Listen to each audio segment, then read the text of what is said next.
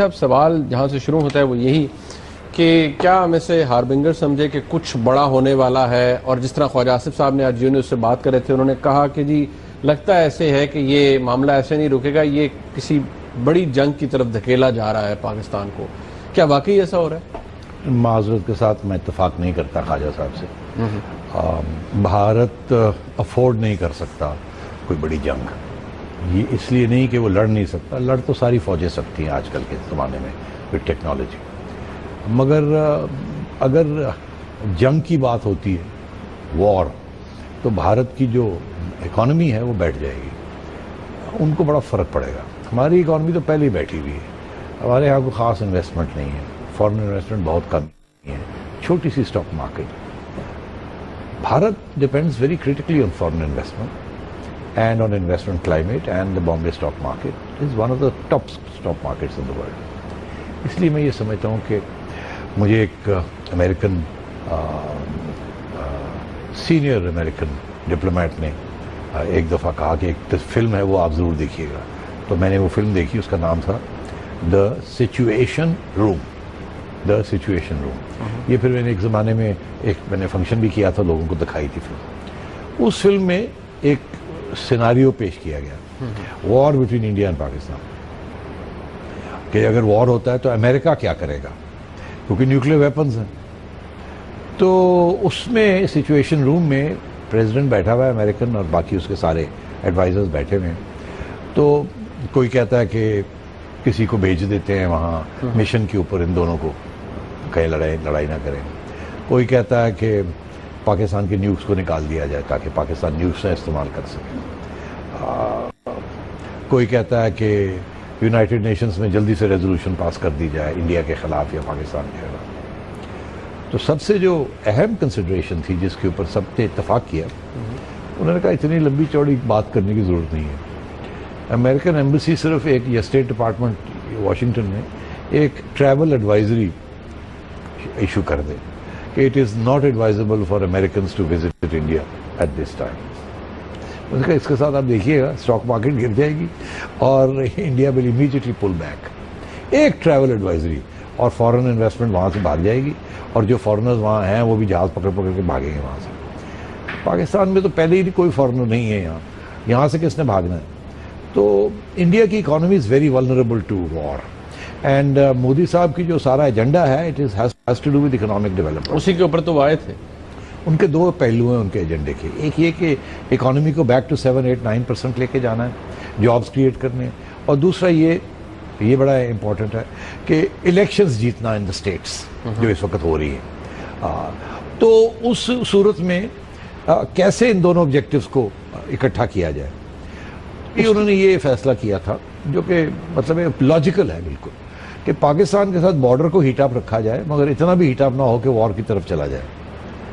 اتنا رکھا جائے کہ لوگوں کی اٹینشن ڈائیورٹ رہے، مگر اسٹاک مارکیٹ جو ہے اس کو کوئی فرق نہ پڑے. دنیا فکر نہ ہو کرے کہ یہ کوئی جنگ کی طرف بات جا رہی ہے. مطلب جو آج کل ہو رہا ہے it's part of the plan. It's part of the plan. It's part of India's plan. اور آپ نے دیکھا کس کامیابی کے ساتھ انہوں نے کشمیر کے اوپر جو ظلم اور تشدد وہاں کر رہا ہے ہندوستان، اس سے کیسے اٹینشن فوکس چینج کر دیا ہے to the line of control and to terrorism. حالانکہ انڈیا کی جو اسٹیٹ ٹیررزم ان کشمیر جو ہے اس کی بات ہو رہی تھی، وہاں سے ہٹ کے انہوں نے پاکستان انسپائرڈ ٹیررزم اور کراس بارڈر کے اوپر انہوں نے فوکس کر دیا. اسی طرح جو انڈیا کے اندر اس وقت جو لائنیں لگی ہوئی ہیں کرنسیز کے اوپر اور جو بے چینی ہے اس سے بھی ہٹانے کے لیے ایمفسس جو ہے وہ، تاکہ ایک چیز یاد رکھیے گا منیب، پاکستان کی بدقسمتی یہ ہے کہ ہماری سیاسی ہسٹری ایسی رہی ہے کہ ہم کبھی بھی فارن پالیسی کے اوپر نیشنل کنسنسس نہیں رہا. اس کی وجہ یہ رہی ہے کہ سویلین سے آتے ہیں تو وہ ایک فارن پالیسی کرنا چاہتے ہیں، جب فوج جاتی ہے براہ راست رول کرنے کے لیے تو وہ ایک اور فارن پالیسی رکھنا چاہتی ہے. اور جب فوج ڈائریکٹلی رول نہیں کر رہی ہوتی ہے اور سویلین حکومت کمزور ہوتی ہے تو فوج اور سویلین حکومت کے درمیان کشمکش لگی رہتی ہے اور کیا فارن پالیسی کیا ہونی چاہیے ویزوی انڈیا، ویزوی افغانستان، ویزوی چائنا، ویزوی امریکہ، جو ہم وٹنس کرتے رہے ہیں پچھلے 5 سال میں. آپ دیکھ رہے ہیں کیا ہو رہا ہے. تو ہمارے ہاں اتفاق نہیں رہتا on foreign policy, specially regarding neighbourhood Afghanistan and India. یہاں میڈیا کے اندر بھی مختلف پوائنٹس آف ویو ملیں گے، سیاسی جماعتوں میں بھی آپ کو مختلف پوائنٹس بھی ملیں گے, opposition versus government, media pro government supporters versus anti government supporters. Issues کو ڈسکس نہیں کیا جاتا, اپنی سیاسی پوزیشنز کو ڈیفینڈ کیا جاتا ہے یہاں, especially on issues of foreign policy. India میں ایسے نہیں ہے. یہاں پاکستان کی بات آئی, وہاں Indian media, Indian parliament, Indian opposition, Indian government, Indian military, سب ایک ہو جاتے ہیں, انڈین جوڈیشری ایک پیج پہ آ جاتے ہیں. اور اس لیے اگر ہندوستان کی نیشنل سیکیورٹی اسٹیبلشمنٹ, جس کے اندر ظاہر ہے all these people are part of the national security establishment, ان کے جو مالک ہیں چینلز کے یا اخباروں کے جو ایڈیٹرز ہیں یا پارلیمنٹیرینز ہیں اکراس دا ڈیوائڈ, جو ٹاپ لوگ ہیں, they are all part of the Indian ruling establishment. وہاں اتفاق ہو جاتا ہے. ہماری رولنگ اسٹیبلشمنٹ کے اندر ڈویژنز ہو جاتی ہیں آن آل ایشوز انکلوڈنگ فارن پالیسی. تو اس لیے انڈیا کے اندر اس وقت کنسنسس ہے, اینڈ نوبڈی از بادرڈ کہ یہ جو لڑائی جھڑپیں ہو رہی ہیں یہاں, ایلیٹ کی بات کر رہا ہوں, اس کے ساتھ کوئی جنگ کی طرف سب کو پتا ہے کہ it's part of a plan, یہ پلان کا حصہ ہے, it's part of the plan. Opposition کو بھی پتا ہے مگر وہ کرٹیسائز نہیں کر رہی. اس کو پتا ہے کہ نریندر مودی جو ہے وہ ڈائیورٹ کر رہا ہے اٹینشن, مگر وہ بھی پاکستان کا جو مسئلہ ہے they dare not speak out against the government, ایسے نہ لگے کہ شاید یہ پاکستان کا موقف کو اپنا رہے ہیں. اس لیے یہ سارا کچھ کنٹرولڈ انوائرمنٹ میں ہندوستان کر رہا ہے, اور اس کا صرف ایک ہی مقصد ہے کہ اپنی عوام کو وہ ایک ٹرک کی بتی لگائیں کہ ہم نے پاکستان کے ساتھ بڑا ہم نے بارڈر ہیٹ اپ ہے, اب آگے اینٹی پاکستان جو ان کا ایک پورا نوشن ہے. ایک تو میں نے کہا کہ یہ اٹینشن ڈائیورٹ کر دیا internationally from Kashmir to Pakistan, اور دوسرا بہت important, and this is very important, وہ یہ کہ آگے جو الیکشنز آ رہے ہیں یو پی میں خصوصاً, وہاں 3 4 5 اسٹیٹس کے نئے الیکشنز آ رہے ہیں, 4 میں تو ڈیفینیٹلی ہو رہے ہیں. اب بی جے پی اگر ایسے لگے کہ سافٹ آن پاکستان ہے تو وہ تو ان کا ایک کنسٹیٹیوئنسی ہے نا, اس کو تو کانسٹنٹلی ہوا دینی پڑتی ہے. یہ کانگریس نہیں ہے. اس لیے جب نریندر مودی آیا تھا تو اگر آپ پرانا کوئی کلپ نکالیں, میں نے اس وقت کہا تھا کہ نریندر مودی اگر چاہے بھی کہ پاکستان کے ساتھ کوئی بریک تھرو کرے تجارت کے اوپر, یہ وہ نہیں کریں گے. ان کی کنسٹیٹیوئنسی ہے جس کو فار آل ٹائمز کانسٹنٹلی اس کو فیڈ کرنا پڑے گا, اور یہ بالکل پاکستان کی طرف نرمی نہیں شو کرے گا. یہ اس کو ایک بھوا بنا کے, ایک بوگی بنا کے تھرو آؤٹ ہز ٹرم یہ رکھے گا. اچھا, اور وہ بالکل رکھے گا. اب میں آپ سے یہ آخری سوال, آپ کا جو سوال ہے اس کا جواب, last point that I want to make is this, کوئی وار شور کی طرف نہیں جائے گی. اس کو کیلیبریٹ کر کے رکھا ہوا ہے. دیکھیے نا, اسٹریٹجک اسٹرائکس, نانسنس, ربش, عوام کو دھوکہ دے دیا, کوئی اسٹریٹجک اسٹرائکس ثبوت نہیں, کوئی کچھ نہیں, اور سارا ہندوستان کہتا ہے اسٹریٹجک اسٹرائکس ہوئی ہیں, دل میں پتہ نہیں ہوئی, مگر پاکستان کے خلاف ایک محاذ بنا کے رکھنا.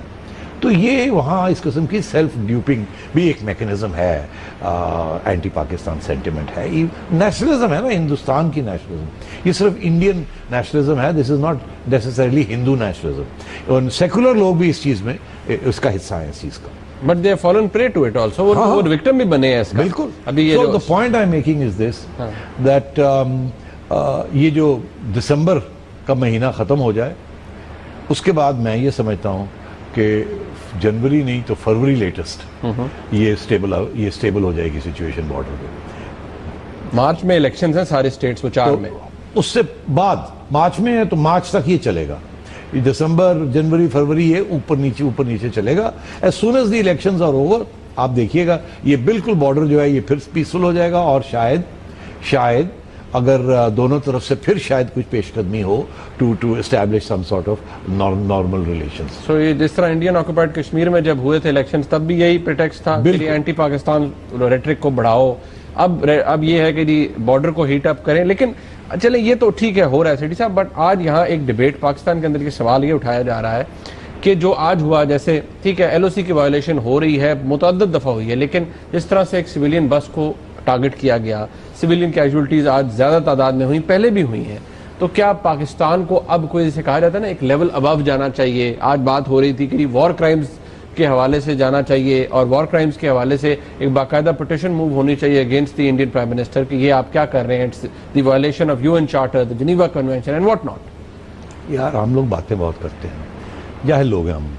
یہ جس قسم کی جو لوگ یہ سجیشنز دے رہے ہیں وار کرائمز وغیرہ, ابھی آپ کو آپ کے ایمبیسڈرز اور آپ کا فارن سیکرٹری نے آ کے بتایا ہے کہ آپ کی بات دنیا سننے کے لیے تیار نہیں ہے، کیونکہ آپ نے یہاں جہادی پالے ہوئے ہیں.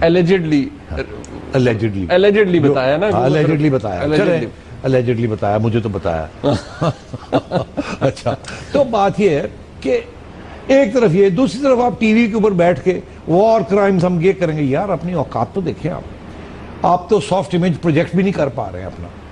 ہندوستان کے ساتھ دنیا کا رومانس ہے، آپ کے ساتھ تو نفرتیں ہیں دنیا میں، اور آپ اس کو سٹڈی کریں نا کہ یہ کیوں ہے ایسے، اس کو تو ٹھیک کرنے کی کوشش کریں. آپ کی جو موقف ہے آن انڈیا دنیا سننے کے لیے تیار نہیں ہے. ہاں، آج میں نے یہ بھی سنا کہ دنیا کیوں نہیں سننے کے لیے تیار.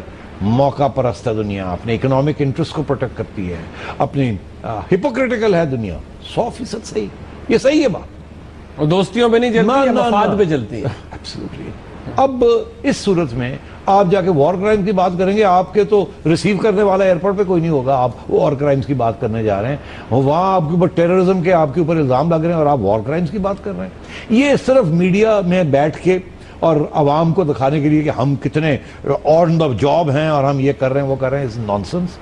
کوئی اس قسم کا نہ انیشیٹو آپ لے سکتے ہیں نہ آپ لیں گے، یہ بھی میں لکھ کے دے رہا ہوں. آپ میں اتنی جب آپ یہ ڈسکس کریں گے نا فارن آفس اور اینی وے، تو ہنسیں گے لوگ آپ کے اوپر کہ یہ آپ میڈیا چینلز کے اوپر بیٹھ کے یہ بات کر سکتے ہیں، ہم یہ کر دیں، ہم یہ کر دیں، ہم یہ کر دیں.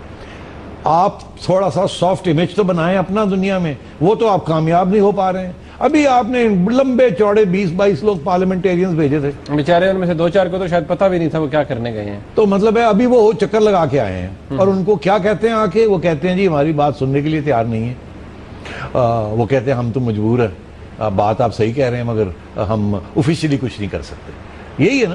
تو پھر آپ اب وار کرائمز کی بات کرنے جا رہے ہیں، وہاں تو چھوڑیے یار یہ بات. بٹ سیٹھی صاحب بات یہ ہے، اب مجھے خیر بریک کا بھی کہا جائے، لیکن سوال یہاں یہ آتا ہے کہ پھر ٹھیک ہے ہم چلیں جو ہمارا ایرر ہم نہیں کر پائے، لیکن یہ بھی تو کوئی تک نہیں کہ ہم ہاتھ پہ ہاتھ دھر کے بیٹھ رہے ہیں، پھر ہم کیا کر سکتے ہیں. مطلب اس طرح وائلیشنز ہوتی رہیں، سویلین کیجولٹیز ہوتی رہیں، کل آج یہ ہوا ہے، کل خدا نہ خواستہ کچھ اور ہو سکتا ہے. بے شک نہ صحیح چلے، ایک جھوٹی سرجیکل اسٹرائک کا دعویٰ پھر ہو سکتا ہے، تو پھر کیا کرے پاکستان. آپ کو اپنی فارن پالیسی سوچنا چاہیے کہ آپ کی فارن پالیسی ہے کیا. اور اگر ابھی بریک لے رہے ہیں تو بریک کے بعد ایک نیا ایشو ہے، اس کو ڈسکس کرتے ہیں. وہ کیا ہے وہ یہ کہ ابھی ایک سرتاج عزیز صاحب گئے تھے پارلیمنٹ میں، اور وہ کہہ رہے ہیں سینٹ میں انہوں نے اناؤنس کیا کہ نئی کمیٹی بن رہی ہے، ایک بنے گی کہ فارن پالیسی کیا ہماری ہونی چاہیے، انڈیا پالیسی. تو یہ چیز ہے نا، بیٹھے وہاں بلائیں، فوجیوں کو بھی بلائیں، خود بھی آئیں، پارلیمنٹیرینز بھی بلائیں، کھری بات کریں کہ ہم سے کیا غلطیاں ہوئی ہیں، کیوں دنیا ہماری فارن پالیسی کو تسلیم نہیں کرتی. کچھ اندر بھی تو دیکھیں. سارا وقت دنیا کے اوپر الزام لگانا اور پھر ناکام ہو جانا. بھائی الزام لگا کے کامیابی دکھاؤ نا. مطلب کھلے دل سے ایک دوسرے سے